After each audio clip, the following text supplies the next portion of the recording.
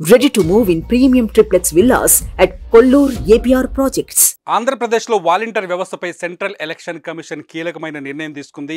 వాలంటీర్ల ద్వారా ప్రభుత్వ పథకాల పంపిణీలో చేయకూడదని, ప్రభుత్వ పథకాల పంపిణీలో వాలంటీర్లు పాల్గొనకూడదని కొద్దిసేపటి క్రితమే ఆదేశాలు జారీ చేసింది. వాలంటీర్ల ద్వారా ఏదైనా వాలంటీర్ల దగ్గర ఉన్న మొబైల్ ఫోన్లు, ల్యాప్టాప్లు, ఇవన్నీ ఈ ట్యాబ్లు వీటన్నిటిని డిఈఓలకు వెంటనే అప్పగించాలని చెప్పేసి రాష్ట్ర ఎన్నికల సంఘాన్ని కూడా ఆదేశించింది. రాష్ట్ర ఎలక్షన్ కమిషన్కి స్పష్టమైన లేఖ కూడా రాసింది. వాలంటీర్ వ్యవస్థ పైన మొదటి నుంచి అనేక ఆరోపణలు ఉన్నాయి. ముఖ్యంగా ప్రభుత్వ పథకాల అమలు కోసం ప్రత్యామ్నాయం చూసుకోవాలని సూచించింది. అవసరమైతే నగదు బదిలీ ద్వారా ప్రభుత్వ పథకాలని కొనసాగించవచ్చని చెప్పింది. వాలంటీర్ల వ్యవస్థ పైన వచ్చిన ఫిర్యాదుల నేపథ్యంలో సిఈసి ఈ కీలక నిర్ణయం తీసుకున్నట్టుగా తెలుస్తోంది. ఆంధ్రప్రదేశ్లో వాలంటీర్ల వ్యవస్థ చాలా కీలకమైనది. వైఎస్ జగన్మోహన్ రెడ్డి అధికారంలోకి వచ్చిన తర్వాత వాలంటరీ వ్యవస్థను తీసుకొచ్చారు. ప్రజలకి వాలంటీర్లు అందుబాటులో ఉంటూ ప్రభుత్వ పథకాలు కావచ్చు, ప్రభుత్వ నుంచి కావాల్సిన డాక్యుమెంట్లు కావచ్చు, ప్రభుత్వం తరఫున ఏ సహాయం కావాలన్నా వాలంటరీ వ్యవస్థ ద్వారా మేలు చేయాలి, వాళ్ళకి ఈజీగా ఆ ప్రభుత్వ సహాయాన్ని అందించాలన్న కోణంతో ఈ వాలంటరీ వ్యవస్థని తెరపైకి వచ్చింది. అయితే ఎన్నికల నేపథ్యంలో వాలంటరీ వ్యవస్థ పైన అనేక ఫిర్యాదులు వచ్చాయి. వాలంటరీ వ్యవస్థ పైన గతంలో పవన్ కళ్యాణ్ తీవ్రమైన ఆరోపణలు చేశారు. టీడీపీ కూడా వాలంటీర్ల వ్యవస్థ పైన ఫిర్యాదులు చేస్తూ వస్తుంది. ఎలక్షన్ల నేపథ్యంలో సెంట్రల్ ఎలక్షన్ కమిషన్ కూడా ప్రతిపక్ష పార్టీలు వాలంటరీ వ్యవస్థ పైన ఫిర్యాదులు చేశారు.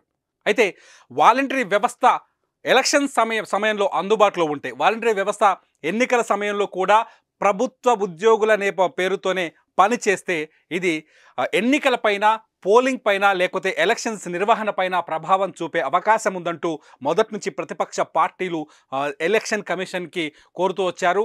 వాలంటీర్లని ఎన్నికల్లో ఇన్వాల్వ్ కాకుండా చూడాలని చెప్పేసి విపక్షాలన్నీ కూడా ఎలక్షన్ కమిషన్కి ఫిర్యాదులు ఇచ్చారు, నివేదికలు అందజేశారు. ఈ నేపథ్యంలోనే సెంట్రల్ ఎలక్షన్ కమిషన్ ఈ వాలంటరీ వ్యవస్థ పైన మొదటి నుంచి ఆంధ్రప్రదేశ్లో నడుస్తున్న వాలంటరీ వ్యవస్థ పైన కీలకమైన నిర్ణయం తీసుకుంది. వీళ్ళంతా ఎలక్షన్స్కి దూరంగా ఉండాలని నోటిఫికేషన్ వచ్చిన రోజే సెంట్రల్ ఎలక్షన్ కమిషన్ ప్రకటించింది.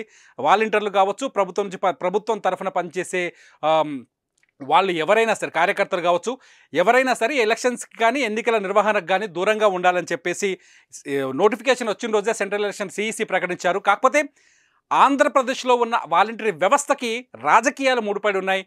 ఆంధ్రప్రదేశ్లో ఉన్న వాలంటీర్ల వ్యవస్థ పైన అనేక ఆరోపణలు చేస్తూ వస్తున్నాయి ప్రతిపక్ష పార్టీలు. ఎందుకంటే ప్రభుత్వానికి అనుకూలంగా పనిచేస్తున్నారు, ప్రభుత్వం కోసం పనిచేస్తున్నారు, లేకపోతే వైసీపీ కోసం పనిచేస్తున్నారు, వైసీపీ పార్టీ కోసం పనిచేస్తున్నారు అంటూ అనేక విమర్శలు వచ్చాయి. విమర్శల నేపథ్యంలో వాలంటరీ వ్యవస్థ పైన ఇప్పుడు కీలకమైన నిర్ణయం తీసుకుంది సెంట్రల్ ఎలక్షన్ కమిషన్. ఈ నిర్ణయాన్ని ఆంధ్రప్రదేశ్లో ఉన్న ఎన్నికల కమిషన్ కూడా పంపించింది.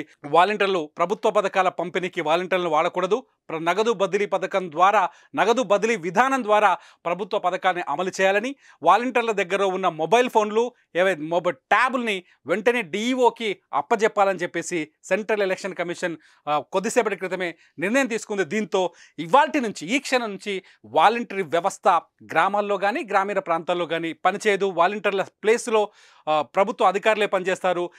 ప్రభుత్వ పథకాల పంపిణీకి ప్రత్యామ్నాయ మార్గాలను ఎంచుకుంటారు. సాధారణంగా ఎన్నికల సమయంలో అన్ని రాష్ట్రాల్లో ప్రభుత్వ పథకాల పంపిణీ విధానం మారిపోతుంది. ఎందుకంటే ఎలక్షన్ కోడ్ వచ్చిన సందర్భంలో కొన్ని ప్రభుత్వ పంపిణీ పథకాల్ని నిలుపుదల చేస్తారు, కొన్నింటిని కొనసాగించిన పథకాల్ని మాత్రం అధికారులు నిర్వహిస్తారు. కానీ ఈ ఎలక్షన్స్ కొనసాగుతున్న నేపథ్యంలో మే 13వ తేదీన పోలింగ్ ఉంది ఆంధ్రప్రదేశ్లో.